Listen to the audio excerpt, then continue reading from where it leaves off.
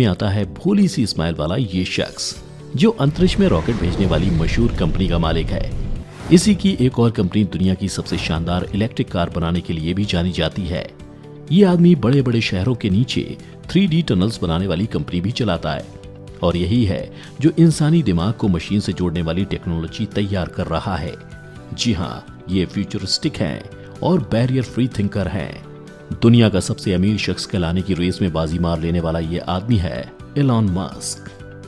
इनसे जुड़े किस्से कहानियां तो आपने खूब सुने होंगे, मगर आम सी दिखने वाली इनकी जिंदगी में बहुत कुछ ऐसा है जो इन्हें पूरी दुनिया से अलग एक खास पहचान दिलाता है। तो चलिए आज की इस वीडियो में आपको लेकर चलते हैं अरबपति एलॉन मस्क की लाइफ के एक शानदार सफर पर। नमस्कार दोस्तों, स्वागत है आपका द मिस्टिकल लैंड पर एक बार फिर से।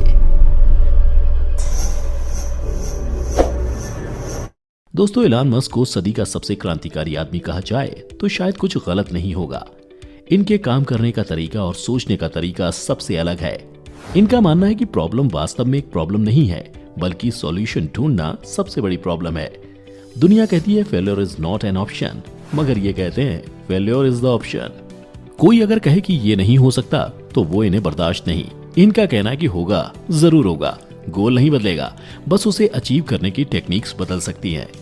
वैसे एलॉन की जिद का एक उदाहरण तो पिछले साल ही देखने को मिल गया था, जब उन्होंने ट्विटर पर अनाउंस किया था कि उन्होंने अपने न्यूबॉर्न बेटे का नाम XAEA12 रखा है। और फिर खबर आई कि नाम में संख्या होने के कारण कैलिफोर्निया स्टेट ऑफ अफेयर्स ने इसे स्वीकार ही नहीं किया। ऐसे में कोई और होता तो शायद नाम ही बदल डालता, मगर एलॉन ने एक अलग रास्ता ढूंढ निकाला। उन्होंने 12 को रोमन भाषा में लिखकर नाम बना डाला XAEAXII। मैं नहीं कर सकता, ऐसा नहीं हो सकता, ये शब्द उनके लिए मायने ही नहीं रखते।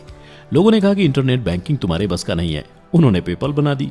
लोगों ने कहा ऑटोमोबाइल की दुनिया में फोर्ड और शेवले जैसी बड़ी कंपनियां 70-80 सालों से अपना डेरा जमाए हुए हैं, उनके कंपटीशन में नहीं उतरा जा सकता। तो एलॉन ने इलेक्ट्रिक कार की दुनिया में कदम रखा और 2003 में आई टेस्ला ने आज सबकी बोलती बंद कर दी। लोगों ने कहा कि रॉकेट सिर्फ सरकारी बना सकती है। फिर एलॉन मार्केट में स्पेस एक्स ले आए, जो कि रॉकेट बनाने वाली पहली प्राइवेट कंपनी बनी। इनके भोकाली दिमाग में आए बहुत सारे फ्यूचरिस्टिक विजन्स में से एक है कि इंसानों को सिर्फ एक ग्रह तक ही सीमित नहीं रहना चाहिए। जिस तरह एक एस्टेरॉयड की वजह से डायनासोर्स की पूरी प्रजाति का नाश हो गया था, उसी तरह से हो सकता है कि आने वाले समय में कभी विश्व युद्ध छिड़ जाए, न्यूक्लियर धमाकों से ये दुनिया खत्म होने के कगार पर पहुंच जाए और इंसानों का नामो निशान ही न बचे। तो हमारी सभ्यता को पूरी तरह से खत्म होने से बचाने के लिए हमें दूसरे ग्रहों पर भी अपना डेरा जमाना होगा। इनका विजन इतना शार्प और पक्का है कि सिर्फ एक ही साल में एलॉन की इनकम मुकेश अंबानी की नेटवर्थ से भी ज्यादा हो गई। जहां साल 2020 की शुरुआत में वो 27 बिलियन डॉलर्स के साथ दुनिया में 35वें सबसे अमीर आदमी थे, वहीं महज एक साल में लगभग 150 बिलियन डॉलर से ज्यादा की कमाई करके उन्होंने पूरी दुनिया को हैरान कर दिया। और हाल ही में उनकी कंपनी ने एक बड़ा उछाल देखा था, जिसके बाद वो बिल गेट्स और जेफ बेजोस को पछाड़ते हुए दुनिया के सबसे अमीर शख्स बन गए थे। जेफ और एलॉन की इनकम में सिर्फ 1 या 2 बिलियन डॉलर्स का ही फासला रहा है, जिसके चलते दुनिया का सबसे अमीर शख्स कहलाने की लिस्ट में पहले पायदान को लेकर इनके बीच कड़ा कंपटीशन चल रहा है। वैसे अगर बचपन में आपका भी हमारी तरह गणित से कुछ खास अटैचमेंट नहीं था तो हमें माफ करना, क्योंकि अब हम आपके सामने हिसाब किताब की कुछ बात रखने वाले हैं। दरअसल फैक्ट की बात यह है कि अगर एक आम आदमी हर महीना 3.5 लाख रुपए भी कमा रहा है तो उसे एलॉन मस्क बनने में करीब 3 मिलियन साल लग जाएंगे। एलॉन हर दिन लगभग 3700 करोड़ रुपए, हर घंटे 155 करोड़ रुपए और हर मिनट 3 करोड़ रुपए कमाते हैं। अब आप इन्हें जोड़ेंगे, घटाएंगे, फिर गुणाकार करेंगे और भागाकार करेंगे तो पता चलेगा कि एलॉन मस्क आखिर कमाते कितना है। पर रहने दीजिए, हम ही बता देते हैं। जनवरी महीने में एलॉन मस्क की नेटवर्थ थी करीब 190 बिलियन डॉलर्स, यानी कि लगभग 13,80,000 करोड़ रुपए। क्या हुआ, सुनकर बुरा लगा? हाँ, समझ सकते हैं, हमें भी लगा था। खैर कोई बात नहीं, इस वीडियो को देखकर थोड़ी उम्मीद बनाइए, सपने सजाइए और चंद मिनटों के लिए खुश हो लीजिए। चलिए हिसाब किताब से आगे अब बात करते हैं रईसियत की।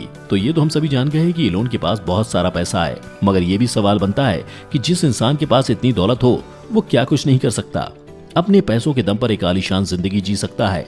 मगर एलॉन ने कुछ अलग रास्ता चुना। दरअसल एलॉन उन लोगों में से हैं जो अपने पैसों को खुद के पास न रखकर चैरिटी या इन्वेस्ट कर देने में यकीन करते हैं।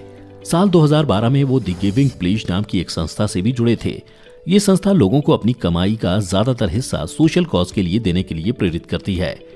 वॉरेन बफेट और बिल गेट्स जैसे लोग भी इसके साथ जुड़े हुए हैं। वहीं साल 2016 में उन्होंने टेस्ला के तकरीबन $255 मिलियन के स्टॉक अपने ही चैरिटेबल फाउंडेशन मस्क फाउंडेशन को डोनेट कर दिए थे। बाकी अमीरों की तरह एलोन किसी प्राइवेट आइलैंड या प्राइवेट यार्ड के मालिक नहीं है, ना ही उन्हें पार्टीज करने का, वेकेशंस का शौक है। वो साल भर में सिर्फ 1 या 2 हफ्ते के लिए ही छुट्टियों पर जाते हैं। वैसे एलोन के बारे में यही कहा जाता है कि उन्हें कोई रईसी शौक नहीं है और वो मैटेरियलिस्टिक चीजों पर अपना ज्यादा पैसा खर्च नहीं करते, मगर उनका एक शौक ऐसा है जो वाकई में उनकी रईसियत को दिखाता है, और वो है कारों का शौक। एलोन को न सिर्फ लेटेस्ट मॉडल की लग्जरी कार्स पसंद हैं, बल्कि विंटेज गाड़ियां भी उन्हें लुभाती हैं। इनकी कार कलेक्शन में शामिल है 1920 में रिलीज होने वाली फोर्ड मॉडल टी, जो कि अपने दौर में बेहद ही इन्फ्लुएंशियल कार मानी जाती थी। आज के टाइम में इस कार की कीमत करीब 14 लाख रुपए है। इसके अलावा 1967 में बनी E type Jaguar roadster car Elon की पसंदीदा कार है, जिसकी कीमत लगभग 3 से 5 करोड़ रुपए है। एलोन बचपन से ही इस कार को खरीदना चाहते थे और अपनी पहली कमाई में उन्होंने इस शौक को पूरा कर लिया।